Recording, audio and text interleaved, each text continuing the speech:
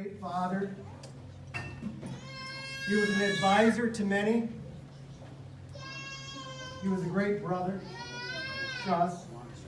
He was a great leader within the community, in the city, in all the agencies that he worked. He was highly respected throughout all of his careers in each level that he ascended in the direction that I really believe Manuel chose the work he did to improve the condition of his mankind, friends, and the people that he served. Wanted to make sure everybody had a fair shake in this life. The relationships, and I heard a lot of stories over the last couple weeks about, just the little things and how Manuel would build relationships. He might go to the store to get a can of paint. He would not leave the hardware store without knowing 2 or 3 new people. Right? He just had to get their backstory, the discount, the expertise, and the discount. And Manuel would work it. Yeah. He worked it because he loved people and he liked spending time learning about, listening to what people's experiences were in life. And that's something that, as a brother, a young brother who would go out with him, I never knew what I was getting into in regards to these relationships. We would go do one thing, and by the end of the night, we might have been to 5 other places that we never intended. And it was all about relationships, and here's the opportunity, let's seize the opportunity, let's take advantage of it. So he was very fun-loving. I was watching a video earlier today, and there were a lot of photos of him having fun. Manuel was also a hard worker, and if he wasn't working hard, he was playing hard. And those photos are a testament to that.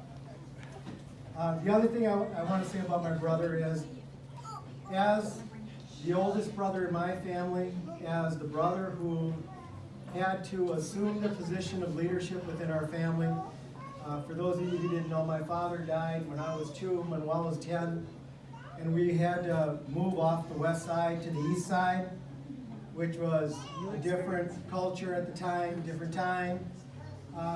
Manuel had to take the lead. He had to show my mom how to get around, how to figure out, find solutions to all the problems that we had, all the needs that we had. And he stood up and he did all of that. Like I say, he was a hard worker. I remember when him and my brother Jose got their first paperwork out and would contribute to the family's income, right? And that's the kind of guy that he was. He was taking care of the family, always family first. And always willing to do what it took to make sure that everybody was going to be okay. The last thing I wanted to say, and I don't want to be too long-winded, is that Manuel surrounded people around him that were his friends, but he surrounded himself and left a legacy of a loving family. And I just have to recognize, over the last 4 years, it's been a journey.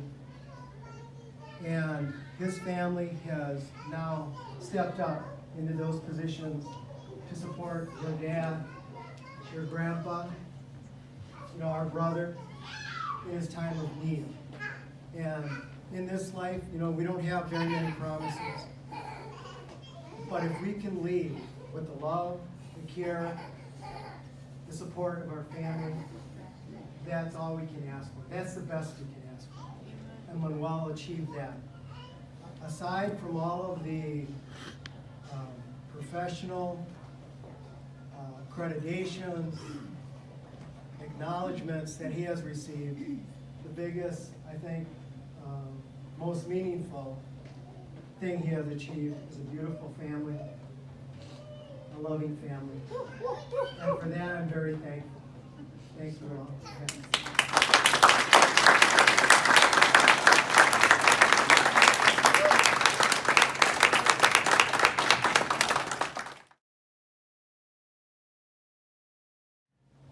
Well, you know what they say, let the youth go first.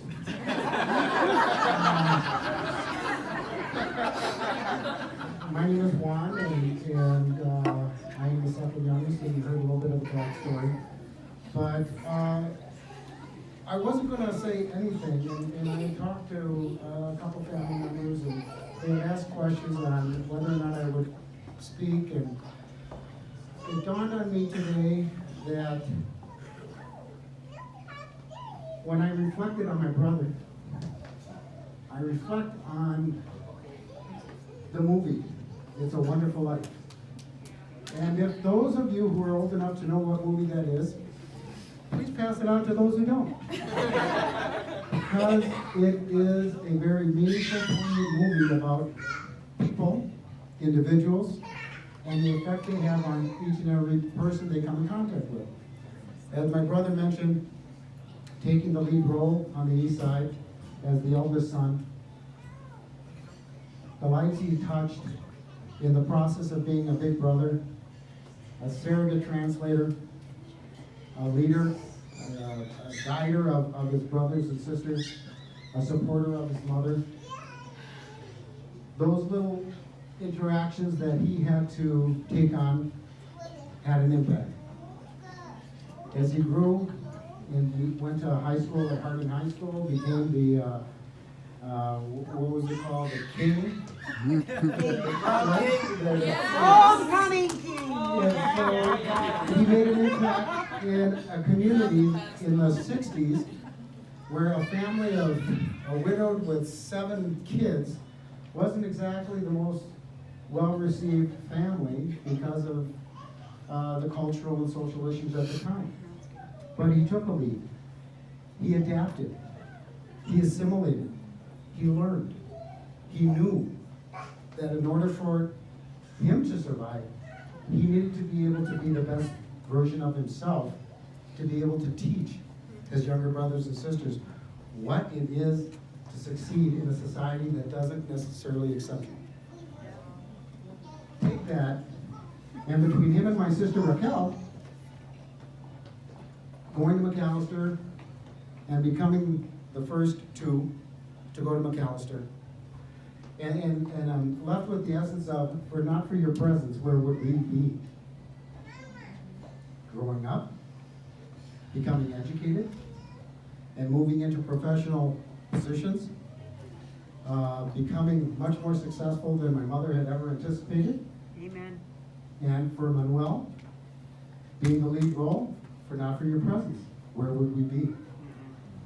And this reminds me of the number of times that he has interacted with people, and I'll second Rico's examples of interactions.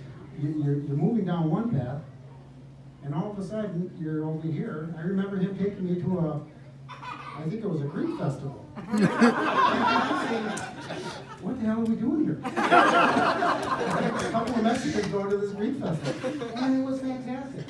And we met people we didn't know. And we ate food that we weren't familiar with. And we drank beer? Yes. But all those interactions. So for not for his presence, where would we be? Marrying Pat, raising their kids, grandkids, the influence he had on them, and the influence they had on him. For not for his presence, where would we be? Raising those kids, becoming successful professionally in the court system. As I was in the line, I had not anticipated being in, meeting a number of people that had been influenced, impacted, supported in the judicial process or the judicial system, saying he was there for me, he nominated me, he supported me, he was there at my swearing in. I say, for not for his presence, where would we be? And as he had to retire, which I know he did so reluctantly because he loved what he did. Yeah. And the motorcycle rides, and I'm going to say this plug because it hasn't been plugged enough.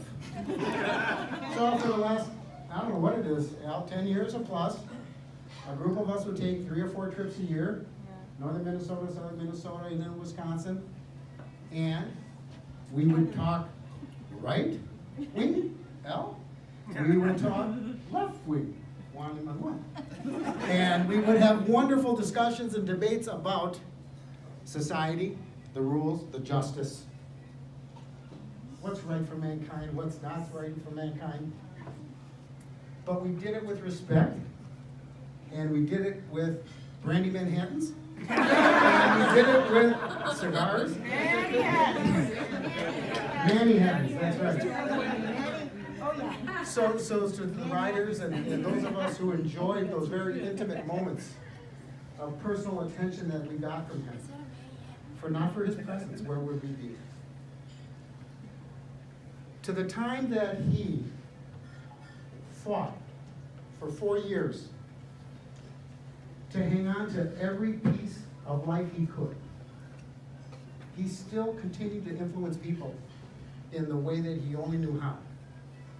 Through discussion, talking, however it was, whenever he came in contact with somebody, they left with something more than what they had come in with. So not for his presence, where would we be? And to my brother, my friend, and my role model, not for your presence, where would I be? Thank you, brother. Thank you so much.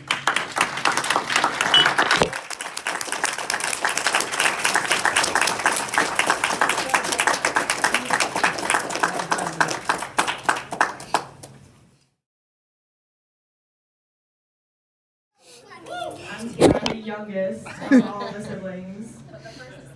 The first to speak. I was like, oh, Tiana does know the speech. What's going on? So I thought I'd just read a little something, because this is going to be hard, and I'm going to admit that now. There are so many stories and memories, it's hard to know where to begin. My father was so many things to so many people, but he was my anchor. My dad took me everywhere, from Menards, runs for wood, to summers in Mexico where he would make me dance with him, to grocery shopping where we would compare brand pricing. There is one memory where he brought me to the podium at his mother's funeral to read his speech. Days before, we were sitting at the computer upstairs in their bedroom. And I asked him if he was scared to talk in front of everyone. And to my surprise, he said yes. He told me that before all of his speeches, he would type each of them in caps and double-spaced. He would read, reread, and practice until the day of his events, when he would print it out and read it. I was in awe. Here's this man who time and time again has been strong for his siblings, his family, his wife, and he was nervous.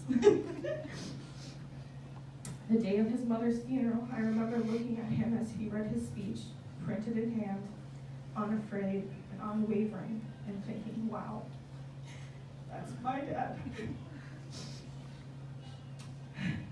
Not only did I have a dad who was a leader and a role model, but a beautiful, down-to-earth person. So today I stand here, speech in hand, typed all in caps, double-spaced, in honor of my father. A man who taught me to work hard and play hard. That family, above all, comes first. To think logically and judge fairly, and to take time to rest, but never give up. I cannot be more grateful for all the things that him and my mother have done for me in my life to have what I have today. And though he may have left this earth, he still lives within me. I love you, Dad. CDQ, Bana Bana. CDQ!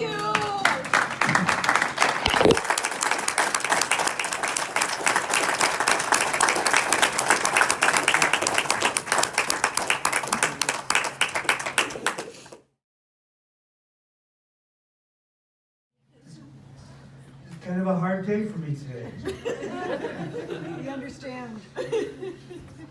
my friend of 53 years is gone, and I don't even know what to do about the telephone number on my phone, you know, and stuff. I'm just gonna keep it there.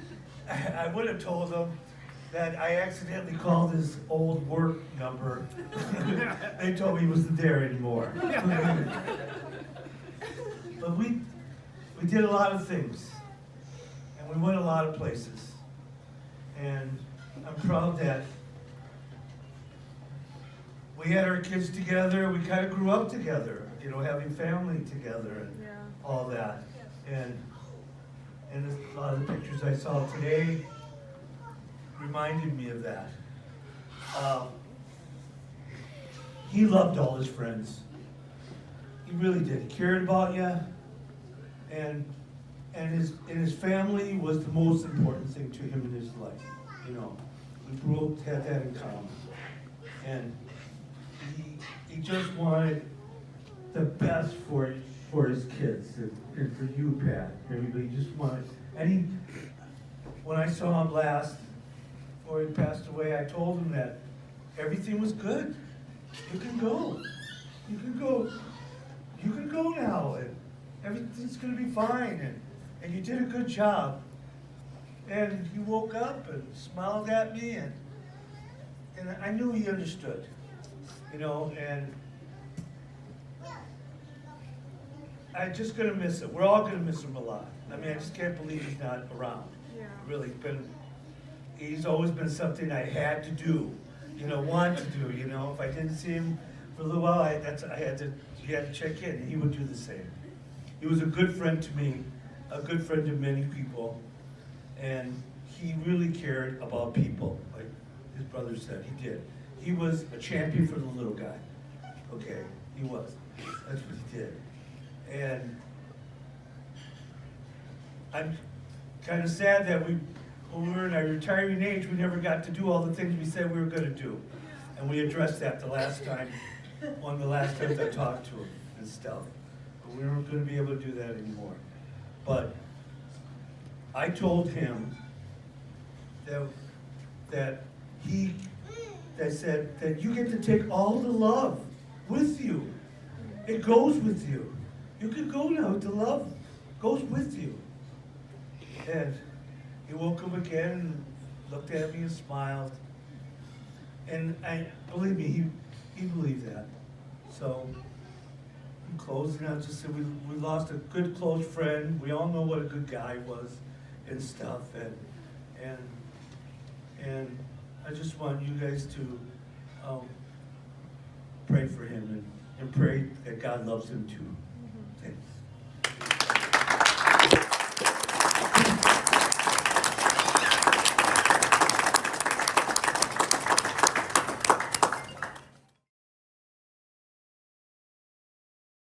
Manny and I met probably about 22 years ago. I think he was district attorney in Ramsey County, and I was chairman of the Minnesota American Indian Chamber of Commerce and on the board for the Minnesota St. Paul Chamber. And we met somehow and got to be great friends. And I think what kept us together was not only the diversity that I always kidded him about being Mexican. And he said, "How can he be Paulson with a name like? How can he be Indian with a name like Paulson?" I said, "Well, I tell him Leduc was the Indian side. So my Leduc family is the Chippewa Indians, and the Paulson sides are Norwegian and Swedish. So I grew up with on weekends like holidays was lutefisk and lefse and Fatima and rosettes one night, and the next day was wild rice and turkey and venison and all that. So Manny and I always talk about that. He always wanted to come up and go to the reservation with me. We got into motorcycling back when we were both motorcycling, I think, when we met. And he said, "Al, I gotta go up to your reservation and meet your family." We never got up there, but he met a lot of the family. My cousin Winona Leduc, which probably some of you know. And so we always had good times talking about our different backgrounds and how we ended up. But I was always so impressed with Manny and his family. I mean, 7 kids? Seven? And every one of them graduated from college. And I'm the first one in the Leduc family to graduate from college. And Paulson's side, there was a couple others. But I was so impressed with that. And my family, I always told my mom and dad, they were so impressed with that. I mean, how come Mexicans all graduate from college? I said, I don't know, but I said, how come Indians not? We always talk about that. So Winona LeDuc was the second one in my family, and I was the first one to graduate from college. So that was a big deal. So Manny and I would always have these great talks about racial things and things when we always felt that we both worked hard to make sure that our relatives understood that the harder you work, the luckier you get. And we believe that. And I think many believe that, so we're matter of fact.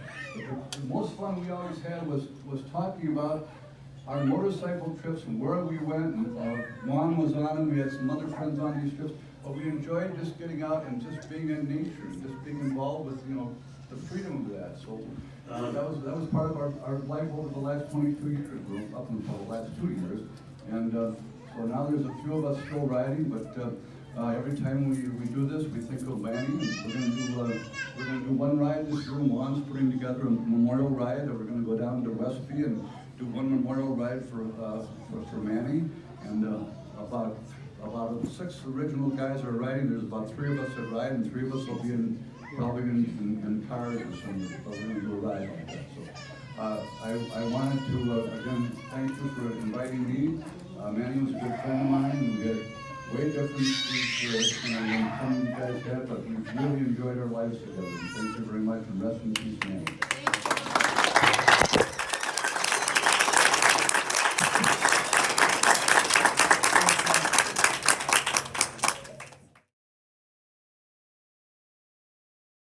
My name is Guadalupe. I am 5th of 7. Manuel was my eldest brother. He was very protective. And he always had his eyes open on me, and he would put me in check when he saw me veering a little bit to the left side or the right side. Manuel was also very inviting. We spent many trips together. We would go to Chicago for the weekend.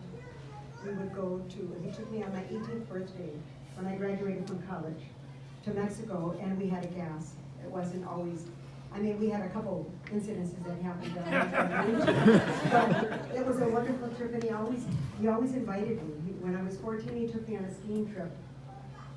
And I just remember all the beautiful times that we had together.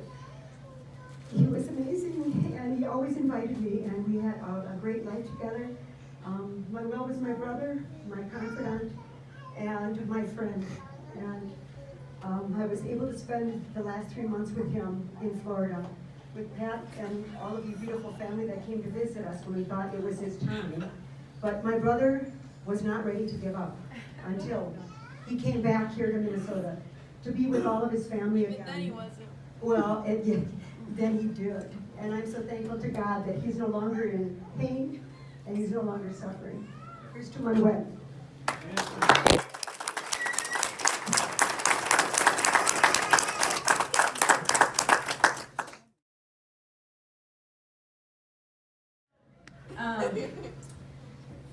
So I kind of prepared something, but then I didn't. That's my sister.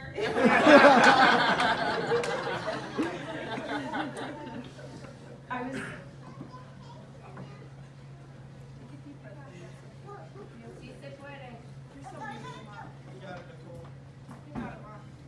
So I was gonna write something. I was talking to Juan about it, but then I was like, I just don't feel like what I keep thinking about is this real going through my head of moments with him. And I was really afraid over the last 4 years that I was gonna only remember him sick. Because, he was, and the last year was really hard, and I was like, God, this whole life that I spent with him, I really don't want to remember him being sick. But I don't. He passed away, and I only remember these moments with him throughout my life. It's like my whole life. So I'm going to share them with you, because that's what I have to say. Yeah. So the first one that keeps going through my mind is, I was like 7, and he was in his silver Toyota Tercel. And I ran up to the car, and he had a huge mustache. And I popped up in the window, and I was like, "Hi, Manuel." And I mean, these are just moments, and I remember his big smile, and he goes, "Hi, Coco." And I know we had a conversation, I can't tell you what that was. But I just know that he was happy to see me, and I hadn't moved in his house yet, but I just liked him a lot. At that point, I just didn't know him very well, but I liked him a lot. And I had an inkling that he liked me too. And then he took me to Valley Fair for my 9th birthday, and he was like a kid. He wanted to go on every ride. Jeff and Karina went on their rides together, and I went on the rides with him. And he was so excited to go on every single ride, and we went on the white roller probably 3 times. And it was like the best day. But we didn't buy any food there. We went outside.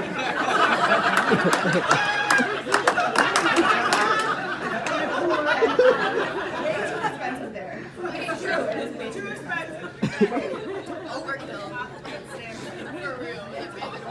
And then we went to, so I moved in there, I moved into Manuel's house.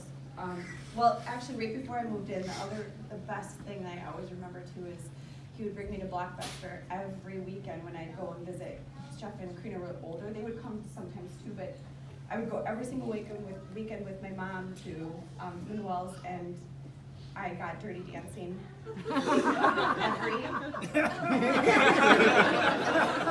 about a year and a half. And I'd walk in, and there was a big thing of Patrick Swayze, and I was like, "Oh, that's Dirty Dancing."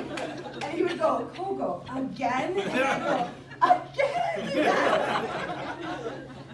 So I'd watch it every weekend, and then when I got older, he actually bought me tickets to go like see the people who sang it. Like that was pretty cool. But he brought me to my first concert. I go with friends. He knew how much I loved New Kids on the Block. Who does that? I mean, he bought tickets and brought me, and we got there, and it was like happening. They were coming on stage, and I grabbed his sweater, and I know exactly what sweater. I think he still has the sweater. He does. And I'm grabbing his sweater, and I'm like, "Oh my God, there they are! I'm so excited!" And he was like taking my hands, and he was like, "Stop it!" And he enjoyed it just as much as I did, I think. I'm not kidding. And he pulled out a half-eaten bag of Doritos. And we ate those Doritos, and the binoculars, I mean, he was always prepared. And then, oh God, there's just so many. One of my favorites is also, and I know I'm being long-winded, but I have to kind of just, there's a few more. One of my favorites is when he made, and I said this we had his 60th surprise party here, and I got up and I had a speech, and it was about the first time that he and I kind of had a heart to heart. It's one of my favorites. He made a costume for me for Halloween, and he cut up all these hangers, and I had no idea what he was making me, and it was for about 2 weeks straight that he did this. We sat outside on the picnic table, we had conversations, and we would talk about stuff, and he was making something, and I knew it was my Halloween costume, but I had no idea what it was. It became this big thing, and he helped me, I paper mached it and everything, but as he was making it, and we're talking, I said, "Geez, like, you must really like me." Sure, taking a lot of time to do this, and he goes, "I don't like you, I love you." And that was the first time he told me he loved me. And I remember, I mean, if any of you know, and I'm sure you all do know our family is, we kind of had 2 lives, Jeff, Karina, and I. The life before Manuel and the life after. Which completely changed the trajectory of our lives. Anyway, so that was pretty cool. And then one of my favorites was New York.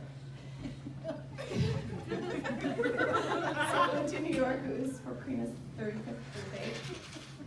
And Karina snores. And so I'm laying there next to Karina. It's me, my mom, Manuel, Karina. And we're all laying there and Karina's snoring. And I'm like, oh God, I cannot sleep. So Manuel's up and we start chatting. It's like 2 or 3 in the morning. We talked for like 2 hours. And I was telling him stuff and we were joking around. We were talking about life, whatever, just stupid stuff in the dark. And we're like laughing. And I went, which is the thing that was happening in my life at one point. And it was a joke that someone had said to me. But I get super excited and they were making fun of me. And they're like, oh, and I was like, oh, that was very nice. But I'm not doing that one. I liked it. So I started doing it to other people. And then Tiana and I was here. But anyway, so I told Manuel that night and he died laughing. Like, I'm not even kidding. Like, we were laughing for like, I don't even know how long. It was the best laugh ever.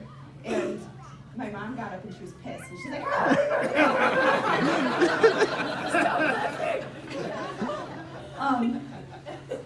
when we were talking, I've had a lot of conversations, obviously, with Manuel. I've had a ton, but there are so many of them lighthearted and fun. And he guided my life in so many ways, and changed my life in so many ways. And I feel so lucky because I heard all these stories of people coming through the lines of how he influenced their life. And I just think, I kept thinking, and he was my dad, and I got that every day. Every day I got that from him. And not that part where like, because he was so gregarious and everybody wanted to be around him, and he knew everybody, and I knew that since I was little. But it was just that he was my dad. You know what I mean? Where like you just get to, he loved me, and I got that every day. So I just felt so lucky about that today, and we, talking about the conversations that I've had with him, really important ones, and they don't even seem important until you start looking back and you're like, that was a really important conversation that we had, because it changed my life. Like, when I decided to be an RN, it was because I had been trying to figure out what I wanted to do with the second part of my life. I didn't want to be a server forever. We were talking about it, and he was like, Coco, nurses are so smart, they're organized, they know more than the doctors know. You know what I mean? He's like, they're respected.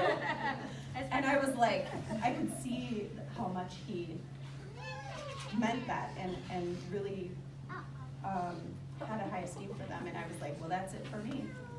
If he thinks that, I knew that was what I wanted to do, and that's what I did. It's like, I feel like there are so many things that I want to say, and if I miss them, maybe I won't remember them. But I'm sure I'll remember them, but I'm just gonna miss him coming home on his motorcycle. And just hearing the motorcycle come up and I'll miss being in the back extension of the house where we did everything. Just talking to him because he was smart and logical, and he always listened, and he was really good at advice. And I always bounced so many things off of him, and I'm just gonna miss him so much. It feels weird that life keeps going forward without him here. But he had a sweater that said, "Here comes the judge." And I kept thinking, yep, that's what he's probably saying when he's going to heaven.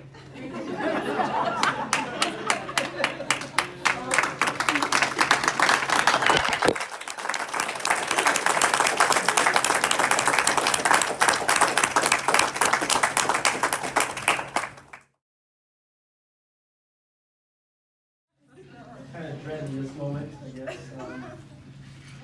because it kind of puts everything into reality, makes it real. So,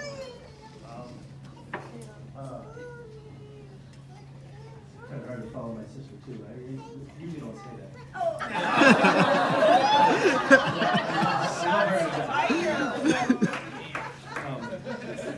Jeff, you look younger than you today. Thanks, Cole. I guess just a little backstory. I'll start off with that. So I think I was like 7 or 8 when I first met Manuel/Dad. I remember him coming into the house on Colfax in Minneapolis. I grew up on the north side of Minneapolis, so I just remember his rosy red cheeks. They were bright like Santa Claus. And I'm like, who's this guy with this mustache? Thick mustache, and it's like over his lip. And like, I'm 8 years old, and I'm like, who's this guy? I was like, he just got back from Mexico. So he was tan, he was suntan, good looking guy. And so that was my first introduction to him. And I'm like, all right, whatever. As my mom got further and further into the relationship with him, and it was apparent that they were going to be together, we spent a lot of weekends going over to 310 Ryan. And he had this video camera, VHS, which nobody had. I mean, he probably researched it for 2 years before he bought it. Because he didn't buy anything spur of the moment. Like, by the time he bought it, it was out of date. So, but it was the top of the line camera. Like the old VHS over there. And we made videos like nobody else. Like Coco, Trina, we were videotaping left and right. And this thing probably cost $1,000. And this is like 30 years ago. Right. 35 years ago. You know? And so, when he bought something, it was going to be durable, it was going to last. So, further along, I struggled with a little bit of him being, he was so loving, and I didn't know how to deal with that. I didn't know how to deal with someone that loved me, that was a father figure, that was a good person, like it was going to be there for you, teach you things, give you good advice. So that was my struggle. So I pushed back, and I was, probably told him I hated him a couple times, and I ran away, I did that thing, but he never wavered. He always came back to me and talked to me. Hey, I'll wait. I'm gonna wait till you're ready. And it took me a little bit, but him and I became really, really great friends led into him being my father, who I loved more than anything. I would not be where I am today without him. Furthermore, as I went through high school, wasn't the best student. I didn't do all the right things. I made mistakes. But he never, ever, ever got like super mad. He's just like, Jeff, you stay the course. People make mistakes. You're going to do great things. I know it. And he instilled in me, and he said, look where I came from. Look where my family is. Immigrants from Mexico, his parents. 7 kids, all graduated from McAllister College. Every one of them. All successful. And they're all sitting over here, I'm looking at their faces, and there's some that are not here, but I'm telling you, every single one of them. You can make a movie. You could make a movie today about every one of these Cervantes kids. It's amazing. And I was always thinking like, hey, if they can do it, why can't I do it, And he told me, he said, with education, you can do anything you want. You might have hiccups, you might have roadblocks, you might need someone to hold your hand along the way and give you a break. But with education, Jeff, nobody can take that away from you. Nobody. Amen. Nobody. And it struggled for me. I went to St. Thomas my freshman year, and I almost failed out. I pretty much left school. And I was a disappointment. I was more disappointed in myself than anything. I know he was disappointed, and that broke my heart a little bit because I didn't want to disappoint him or my mom. There's a lot of time and effort in me going there. So my goal was to go back to school, and which I did. And I graduated with my 4-year degree, and I went on to get my master's at St. Thomas. And I remember when I got my master's, and he gave me a big hug, and he was so proud of me, just so proud of me. We took pictures, and all I could think about was because of him. It wasn't because of anything else. because I would never went to college. I would never went and got a master's ever. If I stayed the course I was on. But I owe him, between him and my mom, I owe him a ton. They always kept the faith in me. They never got too deterred from what I was doing through life. And now my kids will never know, what it's like to be poor, what it's like not to have an education, because it's a must in my house that they'll go to college. And they know that. Or they won't be living with me. So moving on to that, those things he instilled in me to this day, and I still think about them like they're so important. Nicole was saying this, so all the conversations we had that you look back and you blew them off, and those were very, very important conversations. I mean, now they make so much sense to you when you're an adult, when you're older. And that's why I tell my kids, they're like, yeah, Dad, whatever. I'm like, okay. Wait till you have your own kids. And it's funny when mommy say it, they say it to me, so. But anyways. I want to say a couple funny stories. There's a couple stories. There's so many, to be honest with you. Him and I were allergies a couple times. We walk home together, we talk, and he didn't lock his arm. I go, what do you think, guys? He goes, I don't care. So we walk, and we'd have Manhattans, and we'd hang out, and we'd just shoot the shit about his legal career and what he's doing at the city attorney's office, or what he was doing in the judge, wherever he was in his life professionally. But he always made time for family, no matter what, trips or whatever. So a couple of trips that we took up to our cabin in Minot, Gordon, Wisconsin. And I wasn't going to really say this because it's probably embarrassing people in the room. We're going to do it anyways. So him and I and a certain brother-in-law of mine, I won't mention his name, we went out one night, him and I, and Manuel, my dad, went up there, and we were, it was a boys' weekend. It's a boys' weekend. So they're like, yeah, Mom was like, go ahead, go, we'll do whatever. So we're drinking Manhattans, weird, right? So, and we're at the bar, and we're at a bar that we know 0 people. Like, and it's a towny bar, like they all know each other. And you walk in, and the music stops, I'm like, well, this guy's coming in. So I'm like sitting down, playing Texas Hold'em at a table. Jamie's over here. Jamie! Jamie's Dad's over here. Next thing you know, I hear the music stop, and he's like, that guy right there grabbed my ass. I'm like, wasn't me. I look over and it's Jamie. And literally the whole bar just turns on us. And they want to beat us all up. I'm like, well, let's go. So we run out of there, and as soon as we get in the car, everyone goes, hey, it's the Gordon Grover. So to this day, that's his name, the Gordon Grover. Actually, it was a girl making her boyfriend jealous because Jamie was there, and that's what happened. First name we called him the Gordon Grover. But he continued to go to another bar that same night, and we played pool, and I was really doing well at pool.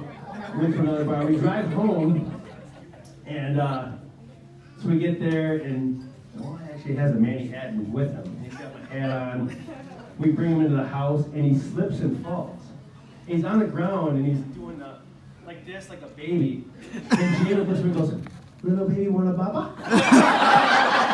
And to this day, no one wakes up the next day and goes, yeah, Jimmy pushed me. He pushed me down.